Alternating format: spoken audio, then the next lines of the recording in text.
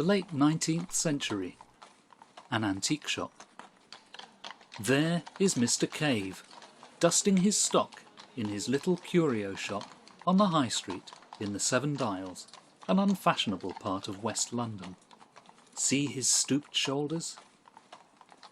He has a couple of old-fashioned cabinets, and in the window some old fishing tackle, a couple of elephant tusks, an imperfect set of chessmen, 2 skulls of tigers and 1 human, a moth-eaten stuffed monkey, a blown ostrich egg or 2, and a dirty, empty fish tank.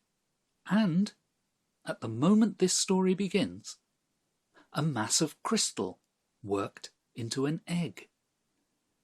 Ah, dear Mr. Cave. He is well educated, but is in an unhappy situation. His wife, who is younger, treats him with contempt, as do his stepson and stepdaughter. He is in declining health. Oh, dear. Oh, it's filthy out there, George. I was almost clean blown off the corner of William's Greengrocer's, but I got the stew meat. Oh, that's excellent, darling. This weather calls for a tasty stew. Lots of peas and carrots. Let me look at the cash and see what you've done today. Oh, £1, 8 shillings. We had the pound yesterday, so 8 shillings then today. The weather's keeping them away. You just head up and get the kettle on, my dear, and I'll lay out the table. Oh, tar then. Be sure you cover the linens with the cloth. Mr. Cave begins throwing covers on his cases and then the front display window. He stops and holds something up to the light. He begins to mutter because this object isn't anything he recalls seeing in his stock before. And now, what have we got now? Oh, an egg. By George. Now let's get you over to the lamp, my darling. Oh, why, you're some kind of crystal egg. 2 men approach the storefront. The 2 men have been looking into the shop window at the egg. One of them is youngish and dark, perhaps Asian. The other is tall, skinny, and wearing a clergyman's collar. Oh, sorry, my dear sirs. I was just closing and We saw that lovely crystal egg, and I said to my young friend here, "Dear boy, I must have it." Yes, my friend collects them. He's ever so keen to complete his set. I can give you, say, 30 shillings. Have you nothing on you, dear lad? I'm not a sou. We ate all my cash at the pub. Well, I can see my way to letting it go for £5. £5? And worth every penny. I shall be here tomorrow. I shan't sell it. Now, if you please, my wife, you see, she's waiting supper upstairs. What can be so enticing about a mere... Well, holding it so... Well, I do believe it's glowing. What's this? Mr. Cave holds the egg up to his eye in front of the lamplight. To his utter astonishment, the egg shows Mr. Cave a view of a wild, spacious and strange country. This is something unheard of in Mr. Cave's time. Nobody has such an object. There may be magic lantern slides, but a full scene that appears moving and alive in a little egg? The year 1893 has never witnessed such a marvel. Mr. Cave feels faint. George! Why on earth must you putter about till your stew is cold? Come out from your cave, Mr. Cave. I'll not be treated like a scullery maid in me own house. You'd better come up, me lad, or there'll be the devil himself to pay. Oh, sorry. But Myra, you won't believe what I have down here. After dinner, George. Now come up. The stew won't taste better cold, and the kettle is heated too. The next morning. Hurry, my dear. You'll see. It's just as I said. This had better not be like your so-called Cleopatra's bracelet that turned out to be made in Dublin, for heaven's sake. How much did you pay for that? Mickey O'Rourke swore he had it off a seaman just in from Alexandria. Good old Mickey. He never steered me wrong before. Where is this egg, this crystal wonder? Tell me now. What you see? Here, take it. Oh, well, I see. I see. Yes? What is it, eh? Well, nothing much. Just some light coming in from the front window and through the egg, kind of glassy and white. But what about the two moons? Do you not see them? And the wild, spacious plain with the wind rippling through those eerie, strange plants like nothing ever seen on this side of the moon itself. No. But what about the scenery? Bless me. I don't know. I can't see anything. Some light seeping in, that's all. Why ever did you ask £5 last night to those two who wandered in? If they come again, take what they offer. The egg is worth much more, you daft woman, that's why. Dad, you best let the egg go. You know how Mum feels about your sentimental attachments to your dear curios. Hurting the shop sales. For once, I agree with Peter, Dad. It isn't like we're selling so much that we can turn away trade. Now, is it? You three all carry on. Go about your business and let me do mine as I see fit, eh? Sure, Dad. No need to set up a row. Let's go, Vicky. Goodbye, children. Do you have those dogfish ready to take to the hospital schools for dissection? I thank my lucky stars and the dogfish that there's a regular trade keeping us, at least hand to mouth getting by.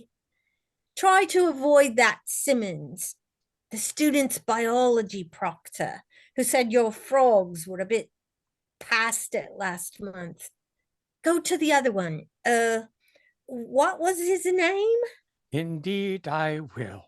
Now, you'd best be getting the lunch made, hadn't you?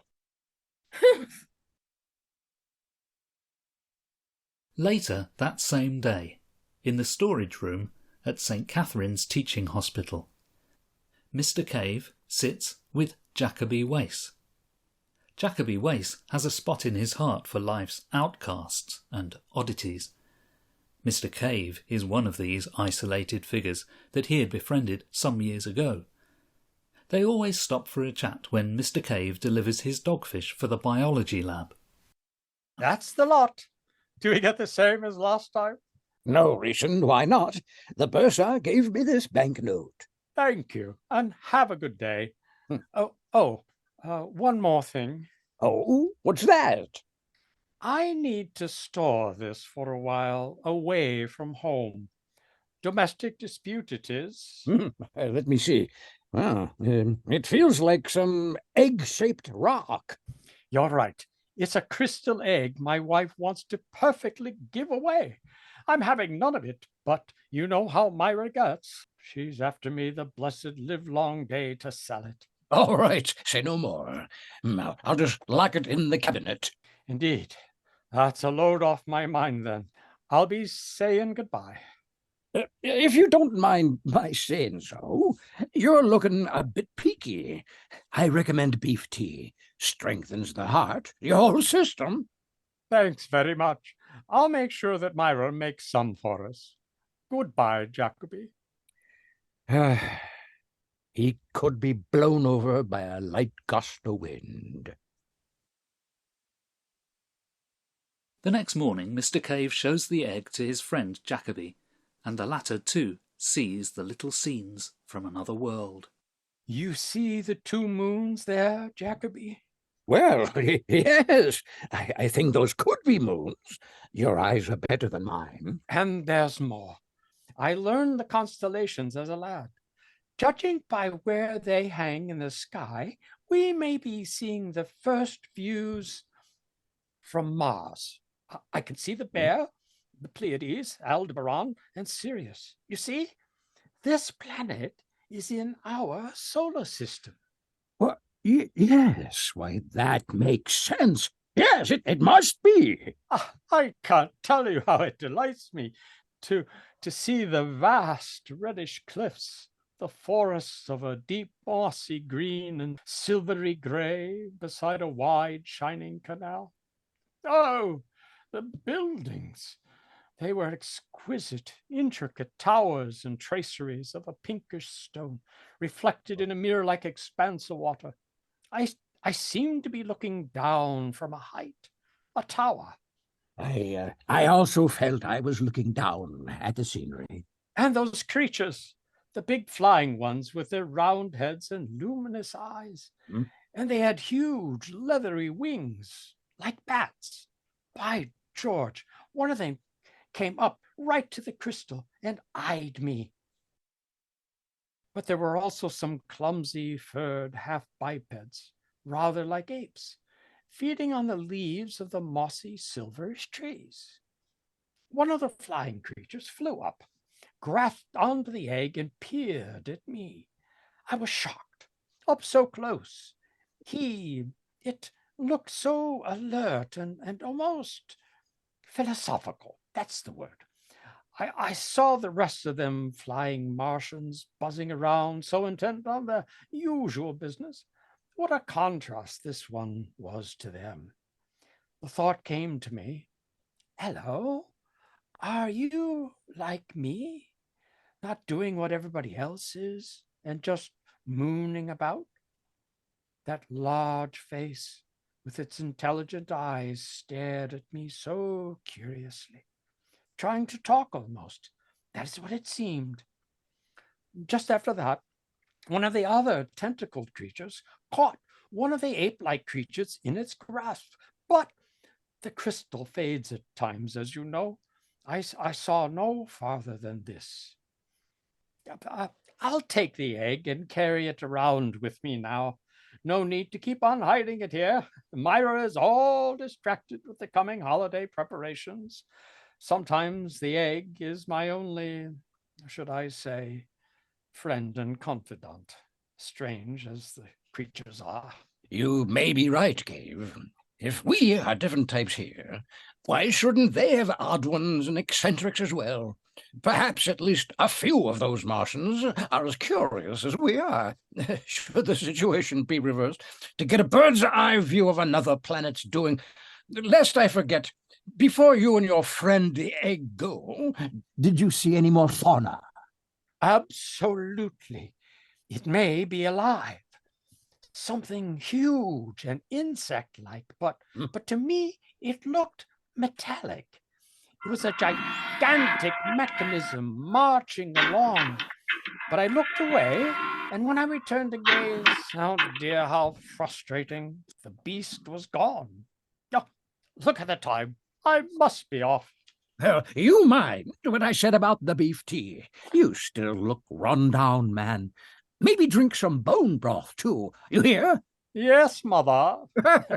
No, thanks for your concern, Jacoby, but I'll be fine. Just fine. You'll see. Well, see you soon with the dogfish. See you then, my friend. A couple of weeks later, at Mr. Cave's shop. It being December and the end of the teaching hospital's term, Mr. Wace sees no more of Mr. Cave. He notices that the dogfish hasn't been delivered for the start of the next term, and goes to Mr. Cave's curio shop, where Mrs. Cave comes out to wait on him in widow's weeds. Good heavens, Mrs. Cave! Can something have happened to my friend? Oh, Indeed, sir. My poor late husband passed away a few days ago. Oh, We found him just where you stand, stretched out and holding that crystal egg of his with a rapturous smile on his face. My poor old man must have been dead 5 or 6 hours before they found him.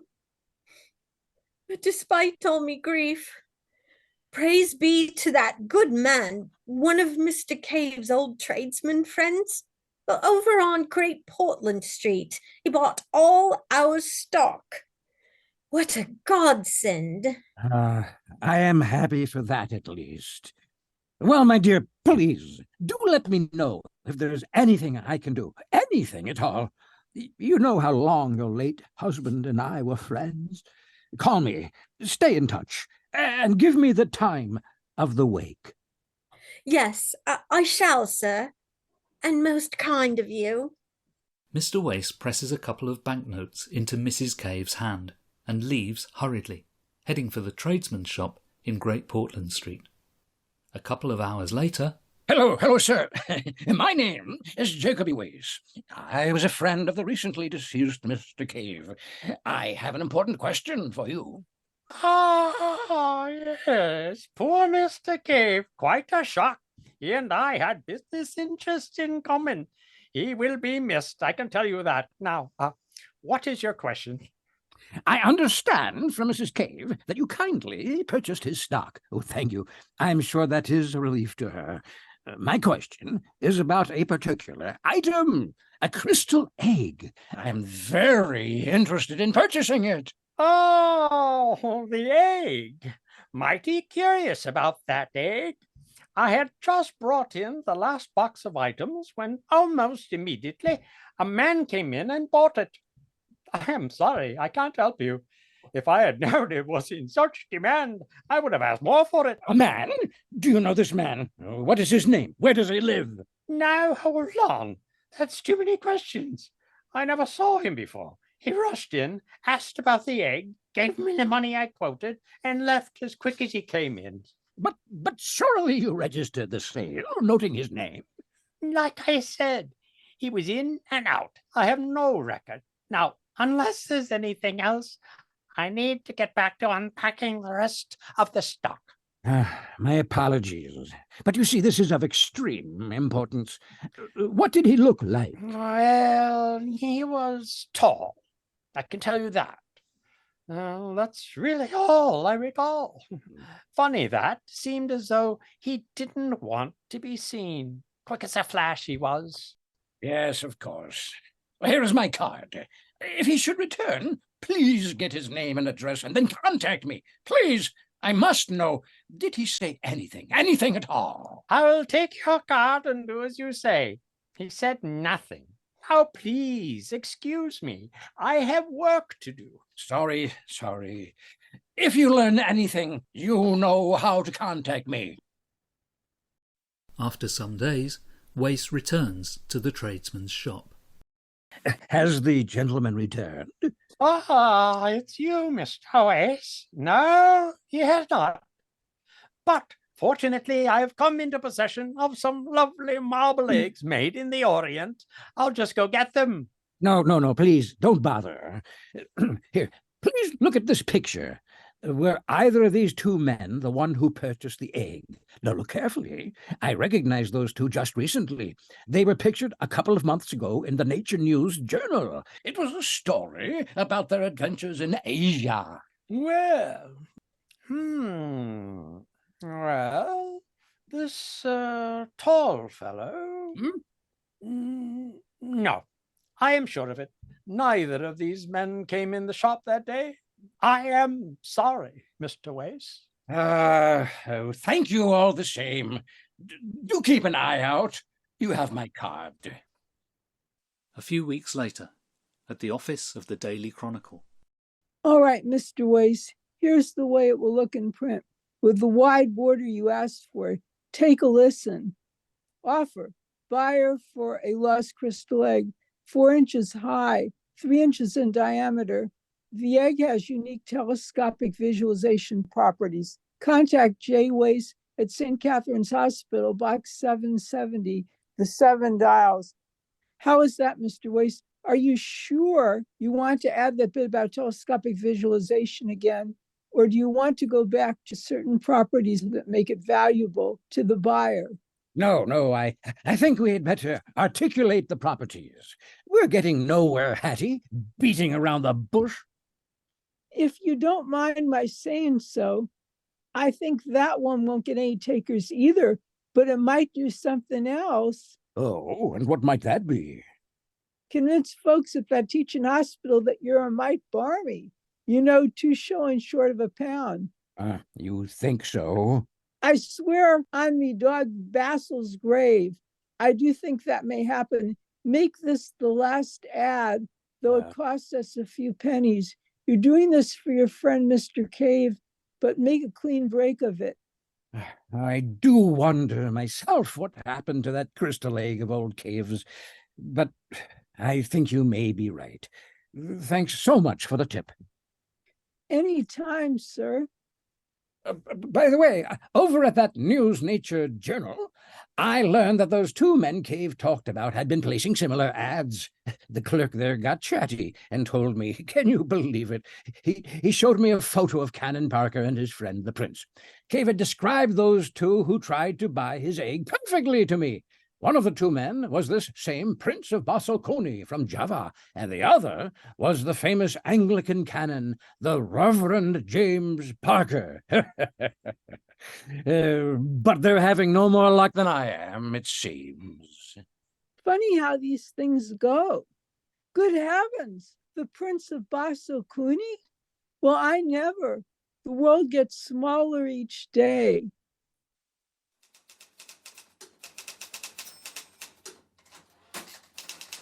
I myself bring this story to readers so that you too can judge what kind of contact this was.